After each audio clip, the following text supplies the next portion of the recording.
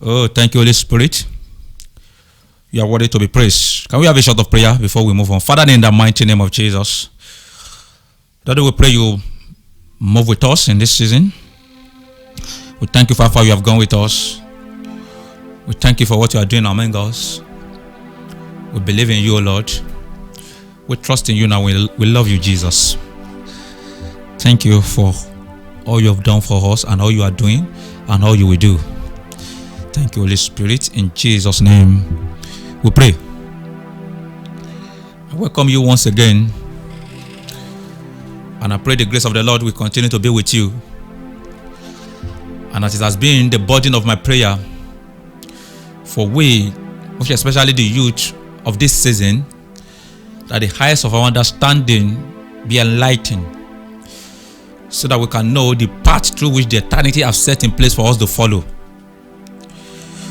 So that the eyes of our understanding to see the way, to see the truth, and to see the light. Because I do say there is one thing to be in light and be blind, and there is another thing to be in darkness. For unbelievers, they are those that are in darkness. They've not seen the light. But the moment you have given your life to Jesus is a pure evidence that you have seen the light. So the issue of light is no longer the problem now. But you need to see. You need the eyes of your understanding to begin to open, so that you will begin to see the reality of the things that are available for you in light. Because the purpose of light is not for you to see light, it's for you to see things. Okay. I repeat, the purpose of light is not for you to see light, it is for you to see things. So light is given not for you to enjoy the light, to be beholding the light. It is to behold things that are in the light. For example, now once you get a light in your rooms, it's not for you to be seeing the light. You want to use the light to see certain things. So the same thing in the realm of the spirit. Once we call for light, once we cry for light, once we long for light, it is not possible. It is not because we want to see the light. It is because we want to use the light to see things. So and the moment you receive salvation, you've come into the realm where the light of the world have entered into your life. You've come into the realm where you have access to the things that is available for you in the spirit, because you cannot see them. And if you have been following me, I've said in one of my teaching in the spirit in the past, that in this kingdom you don't receive with hand, you receive by sight. I repeat, you don't receive by hand, you receive by sight. That is, it is what the eyes of your understanding can say that has become your inheritance. And I pray God will help us in the mighty name of Jesus. Let's have our seat. God will bless us in Jesus' name. For those that have been following us in this series, you will discover that we have been doing a certain and serious justice. We have been doing surgery to the reality of faith and how to enter into the economy of faith. So, and in the last teaching, which is series 6, we talked about a certain dimension of two gospel that we must be exposed to if we want to journey fast and journey well in this kingdom. And I said the first one is the gospel of grace, and the second one is the gospel of the kingdom. Everything about the reality of the New Testament is embedded in these two gospels: the gospel of grace and the gospel of the kingdom. That is, the New Testament reality is not about what you should do. And I say that without authority. Because the plan of God for the sons in the kingdom is that He wants to take us to a stage where you will not have anything that will be as an hindrance for you not to receive His blessing. He wants to take us to a realm where you will not see anything hindering you not to enjoy the economy of the blessing that God has put in place for you. That is, God want to come to a state that He will not have any reason not to bless you. He want to bring us, He want to create a system, He want to create a spiritual philosophy, He want to create an atmosphere where He will bring you to a realm where even your disobedience will not stop Him from blessing you.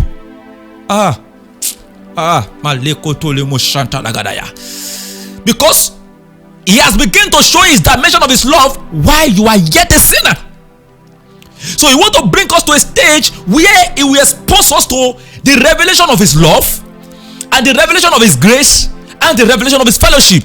The New Testament teaching is encompassed in these three dimensions: the grace of our Lord Jesus Christ, the love of God, and the fellowship of the Holy Spirit. The curriculum of the New Testament is embedded in these three realms: one, the grace of the Lord Jesus Christ; two, the love of God; and three, the fellowship of the Holy Spirit. If you can have the accurate revelation of the love of God, you have the accurate revelation and knowledge of the grace of our Lord Jesus Christ, and have the accurate revelation and knowledge of the fellowship of the Holy Spirit, and how to enter into the economy of these three, with all honesty, you will journey far and fast in this kingdom. Because one of the things that can hinder you in this journey is not primarily sin, but it is the ability to be thinking that there are things you need to do to enjoy God's blessing. I repeat, one of the major things that can hinder you in the New Testament economy is not primarily sin, but the knowledge of the fact that you need to do something for you to enjoy the things that God has made provision for you. That mentality will hinder you, because in this kingdom it is not about what you do, it is about what Christ has done.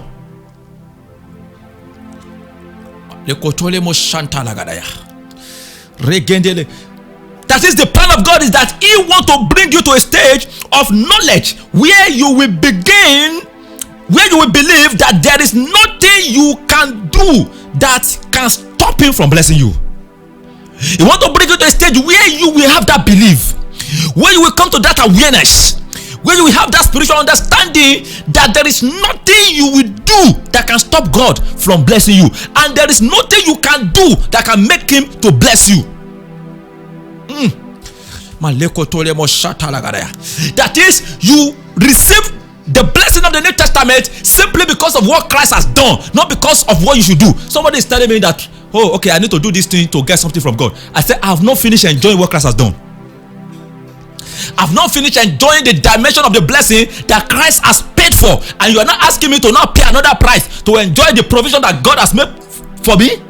That is not New Testament teaching. If somebody is getting the dimension at which I'm communicating, because I said it with all honesty, that the teaching of grace is a dimension of teaching we need to revisit.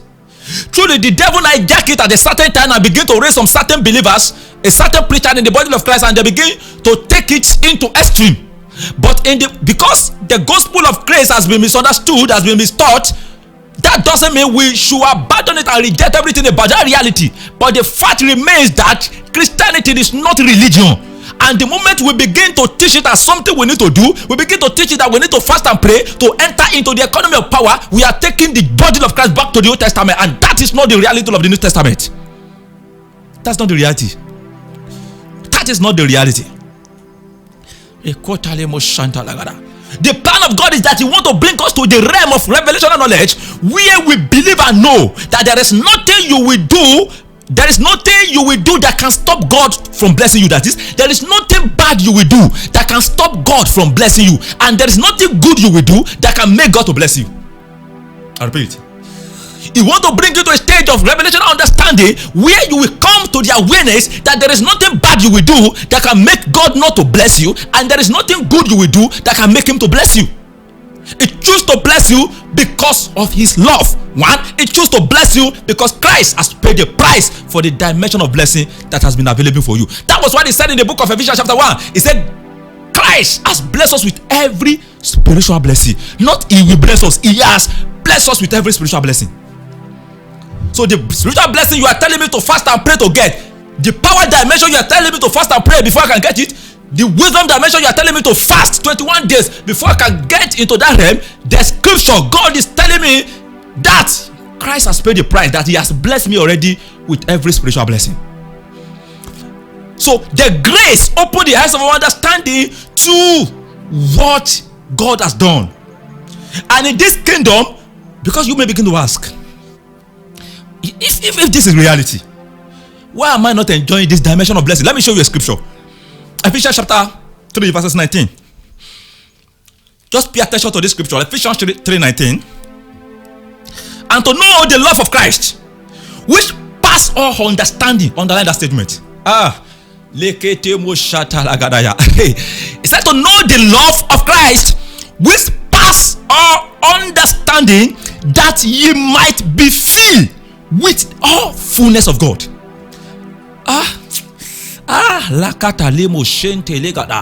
Let me repeat. Holy Spirit, Spirit of wisdom, rest upon us.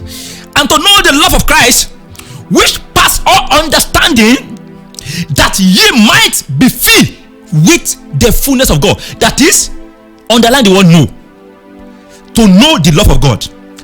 It's not only to know, there is a dimension of thing you begin to know, and that thing is called the love of God.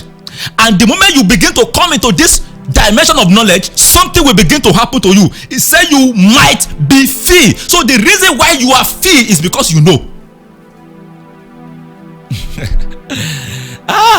The reason why you are not yet filled now is because you don't know. So you think you need to fast to know? No, you need to spend days in prayer for you to be filled. But the scripture is making us to understand that the mystery of being filled lies in knowledge. Can I say this? Let me quickly drop this to the body of Christ. That please be careful of using your personal experience to build followers. It's very dangerous. And that's one of the errors that has brought many believers into this decadence and powerless dimension of the body of Christ. Many lives has been crippled just because a certain man arose and he began to use his personal template, the curriculum of his personal dealing with God, to build believers, to build his followers. That it take you 9 months of fasting and prayer to enter into the realm of power. That doesn't mean that is a template everybody must follow.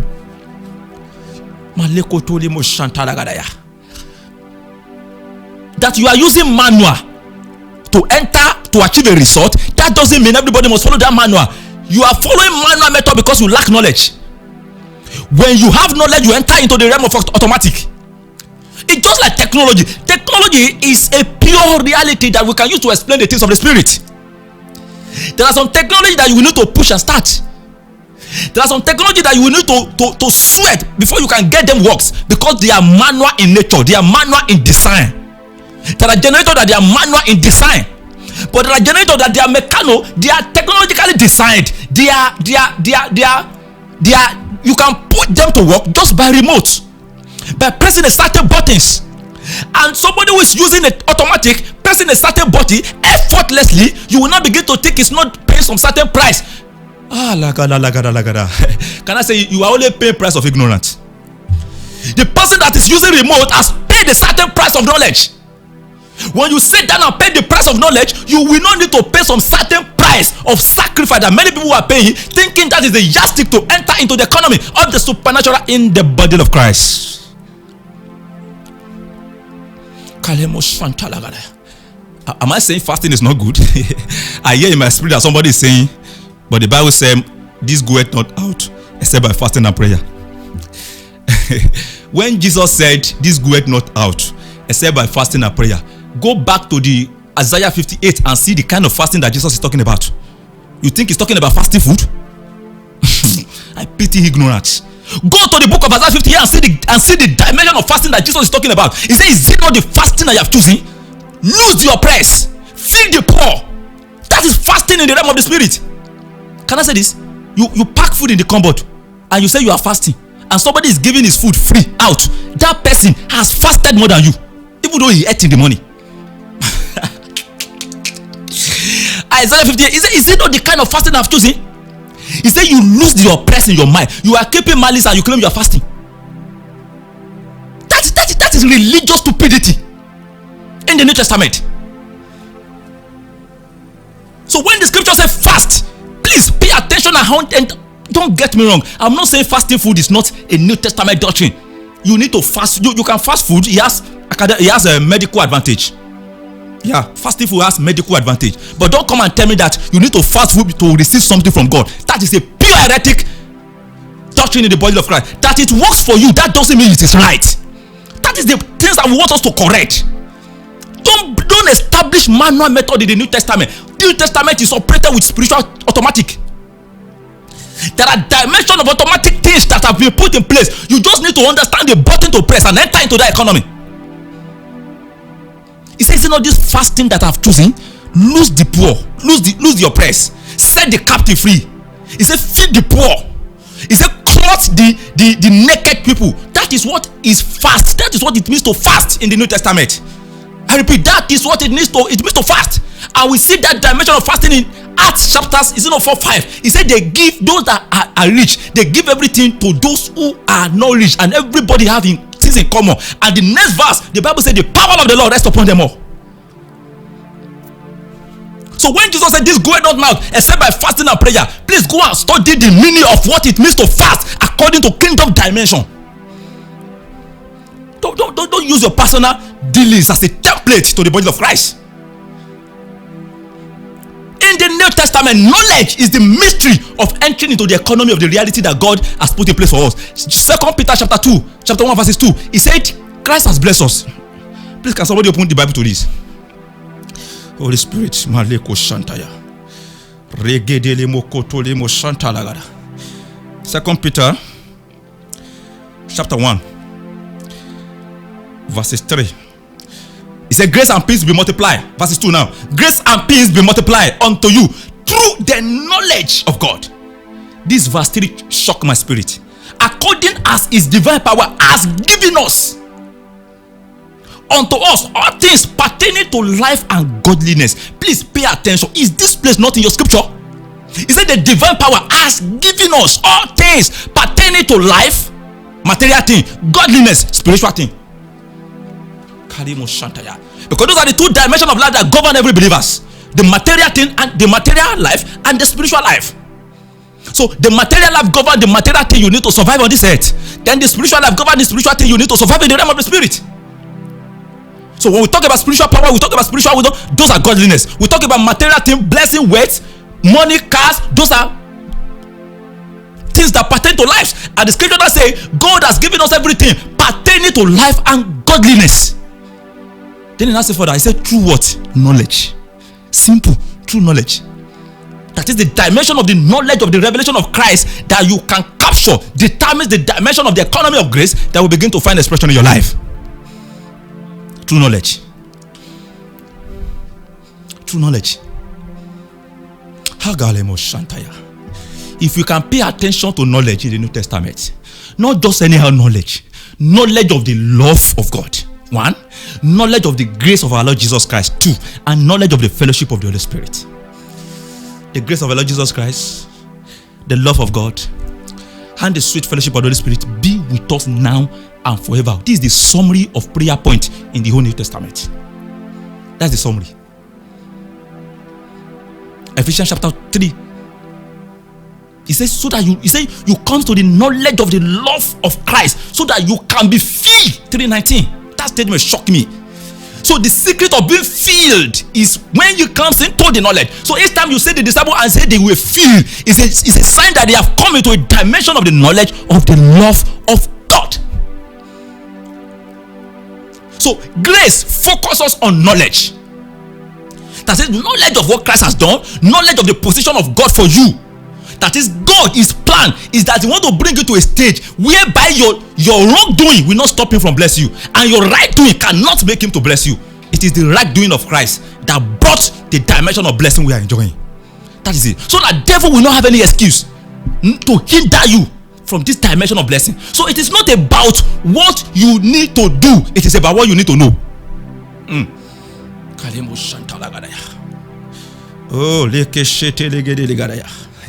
I repeat, it is not about what you need to do, it is about what you need to know. In the Old Testament, there are something you must do for him to bless you. But now, there is no good thing you can do that can qualify you for his blessing. And there is no bad thing you will do that will disqualify you from his blessing. Oh, Pastor Banjayika is talking heresy. I repeat again. In the Old Testament, there are something you must do for him to bless you. But in the New Testament, there is no good thing you can do that can qualify you for his blessing. And there is no bad thing you will do that will disqualify you from his blessing. Because we overcome in this kingdom, not by our right doing, but because of the blood of the Lamb. Because of the blood of the Lamb. Because of the blood of the Lamb, because of the word of our testimony. Not because of our action. I don't have any works. I don't have any. I never for once present my doing in the presence of God as a yardstick for me to be blessed by Him. I present what Christ has done as a yardstick for me to be blessed, because Christ has told me that in this kingdom, He said we should ask in His name, not in our name, not in our works. We should ask in His name. That is, we come to the presence of God and ask based on what Christ has made provision. It's just like I got to a place and I said, I paid everything in that supermarket, and I told you that once you get there, I told them there in the supermarket that anybody that comes here and mentioned my name, give it to him free. And all you need to do is to get to the supermarket and said, I came from Pastor Banjaika. So to come in the name is to come from. So I came from Pastor Banjaika. He said we should come, that we should mention his name, that you will give us anything in this supermarket. So the same thing to the kingdom. So when Jesus Christ said, come into the throne of God where you obtain mercy and find grace, is asking you to come in his name. So when you get into the realm of the spirit where you have access to God and you tell him, I comes in the name of Jesus. It's not that you mention the name of Jesus 3 times religiously as we were taught. This is a matter of spiritual understanding. That is, you come based on the understanding that Jesus has paid the price. So you go there and receive the price by the understanding of the 2 dimensions of the gospel. The first gospel, which is the gospel of grace, open the eyes of your understanding to what you need to know. Now, the gospel of the kingdom, open the eyes of your understanding to the way you should live your life based on what you have received. That is, you have been blessed. So the way you now need to begin to live your life based, because you have been blessed, that is the reality that the gospel of the kingdom came to expose to us. There is a way you should live your life so that you can be blessed. That is Old Testament. Now in the New Testament, there is a way you now begin to live your life because you have been blessed. That is the dimension that the gospel of the kingdom came to give to us. Let me give a practical example. I'm a full-time pastor by the grace of God, called into the office of a teacher. By the grace of God, without paying any price, I received the teaching grace. That was 2014. I entered into the economy of the supernatural where God anointed me into the teaching office.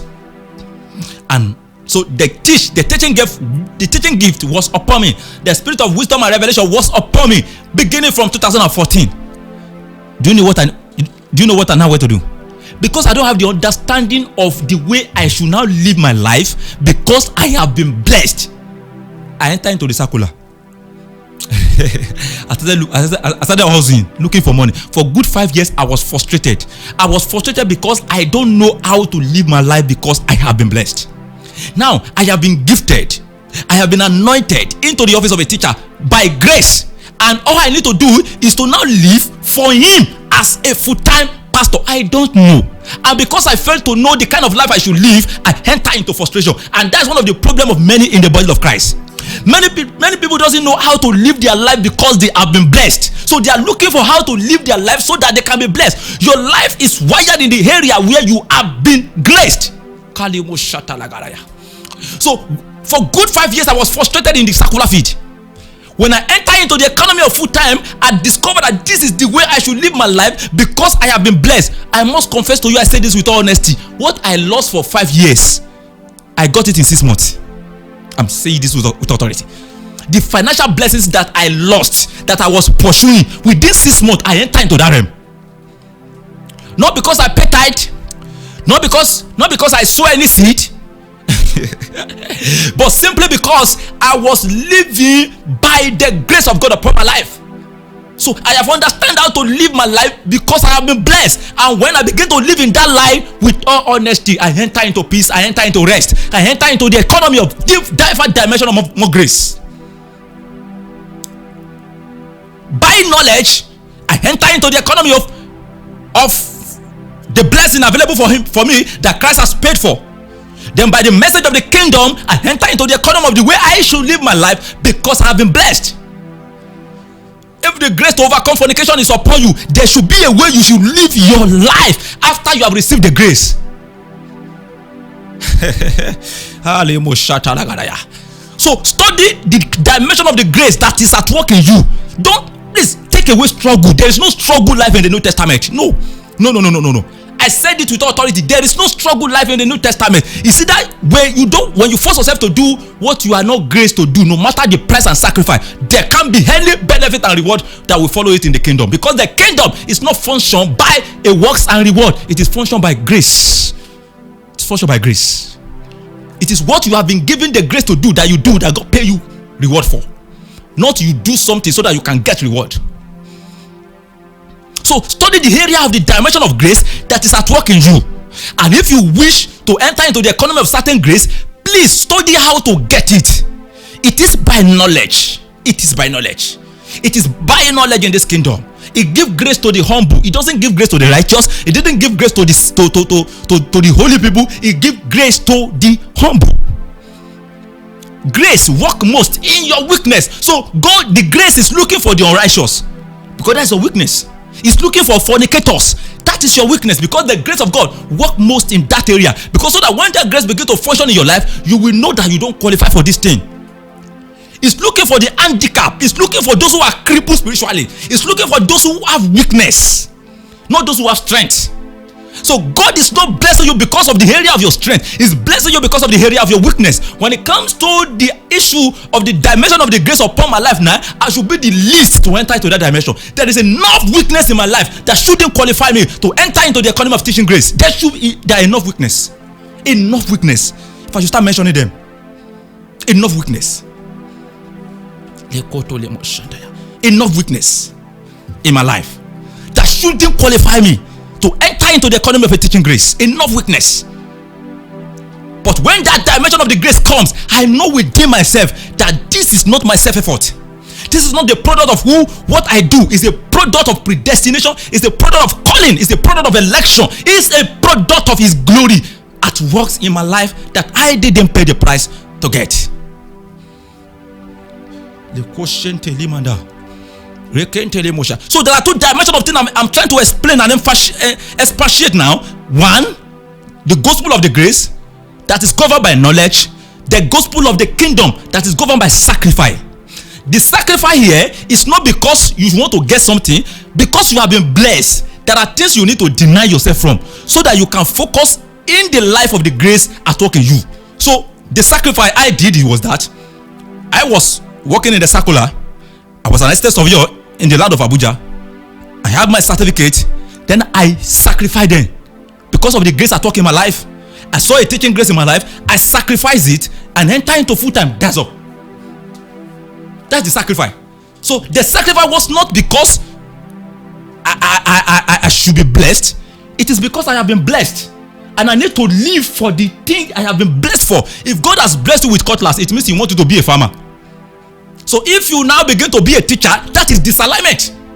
So you need to sacrifice teaching office to go into the farming business because He has blessed you with cutlass. If God has blessed you with pen, it means He wants you to be a teacher. So you need to go in that line. You surrender your business life and sacrifice it to go in the area that you have been graced. That is the life of the New Testament. Live in the area you have been graced. This grace comes when you are graced and you are not living in the area of your grace. You are joining into the economy of this grace when you have been graced and you are not living in the area of your grace. That is why you see some people, they said, let me use it in my dialect. that he didn't obey call. Yeah. So the disobedience in the New Testament is the disobedience to call. A call into holiness. And you refuse to accept the call. The fact is that you will suffer. Because before God can call you into something, He must have graced you with that thing. If God has not graced you, has not given you the nature, He has not given you the supernatural ability, He won't call you to anything. And if you don't do it, He won't blame you and punish you for it. There is a position of chastisement in the New Testament. But chastisements come when God has graced you to do something and you fail to do it. That's why He chastises you. I was chastised for good 5 years because I have been graced into the office of a teacher. The teaching ability is resting upon me. Within 6 months, I wrote 26 books. The spirit of wisdom and revelation is flowing in me consistently. And instead of me to enter into the economy of what the grace is channeling me to do, I enter into circular. I was looking for a job about. I got frustrated for 5 years. When I enter into the economy and I was not in line with my grace, I enter into speed. That's just the mystery. So, and the gospel of the kingdom now teaches us to repent. Not repent from your character. One, repent from the way you think. Two, repent from your way. Then third, repent from your life.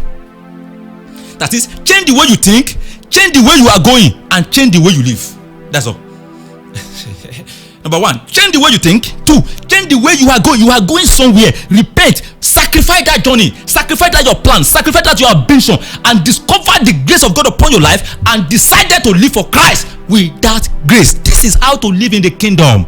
This is how to live in the New Testament. Not all this religion must be holy. You must be prayerful. You must be. That is not New Testament. God is asking you to go into business. You go into lecturing. You say you are living holy and righteous life there. That is disalignment. The problem of many life in the New Testament is disalignment. You are living only a righteous life in Lagos when God wants you to be in Ibadan. You can't be in the wrong place and live a right life. It's not possible. You will be frustrated there. Frustration will make you to compromise your standard of holiness and righteousness, because there won't be open doors for you in that area. Because you are not in alignment with what God has decided. You are not following the templates of God over your life. The gospel of grace talks about knowledge. The gospel of the kingdom talks about sacrifice. Not sacrifice so that you can get something. Sacrifice because you have obtained something. He said, let those who live no longer live for themselves. That is the sacrifice. Let them begin to live for Christ that died for them and rose again. 2 Corinthians chapter 5 verse 15. And I pray God will bless us in the mighty name of Jesus. Amen.